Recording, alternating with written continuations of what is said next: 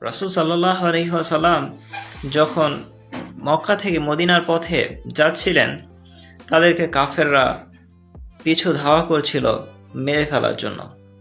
গুহাতে তারা আশ্রয় নিলেন এবং সেই গুহার দরজা পর্যন্ত কাফেররা এসে পৌঁছলো এবং আবু বকর বলতে শুরু করলো, ইয়া রাসূলুল্লাহ, আমরা তো পাকড়াও হয়ে গেলাম। আমার জীবনের কোনো চিন্তা নেই, কিন্তু আপনার যদি ক্ষতি হয় আমি তো থাকতে পারবো না, আল্লাহর কাছে কি জবাব দেব? রাসূল সাল্লাল্লাহু আলাইহি ওয়াসাল্লাম তার সাথীকে বললেন, আর কোরআনে এই কথা আল্লাহ তাআলা বলেন, ইজ হুমা ফিল গার ইয ইয়াকুলু লিসাহিবিহি লা তাহজান ইন্নাল্লাহা মা'ানা। তার সাথীকে বলল যে লা তাহজান, দুঃখ করো না, ইন্নাল্লাহা মা'ানা, আমাদের সাথে আল্লাহ আছে। জীবনে যখন কোনো উদ্দেশ্য খুঁজে পাচ্ছ না, জীবন তোমাকে হতাশ করে ফেলেছে, মনে হচ্ছে সামনে অনেক বড় বিপদ দাঁড়িয়ে আছে, আল্লাহর উপর ভরসা করো, যেমন ভরসা করেছিলেন মুসা আলাইহিস সালাম। পেছনে ফেরাউন তার জাতিকে নিয়ে তিনি একা সমুদ্রের সামনে দাঁড়িয়ে আছেন।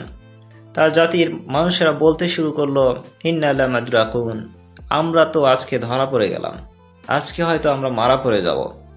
সেই কঠিন পরিস্থিতিতে মুসা আলাইহিস সালাম বলেছিলেন, ইন্না রব্বি মাইয়া সাইয়াদিন, আমার রব আমাকে পথ দেখিয়ে দেবেন।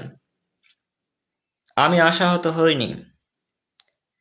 যখন মরুভূমির মধ্যে কোনো খাবার ছিল না, কোনো শস্য নেই, সেই সময় মুসা আলাইহিস সালামের কওম বলতে শুরু করলো যে আমাদের তো ফেরাউনের কাছেই আমরা ভালো ছিলাম, আমাদের কোনো খাবারের অভাব ছিল না, সে আমাদের উপর অত্যাচার করত, কঠোর পরিশ্রম করে নিত, তবু আমরা বেঁচে ছিলাম।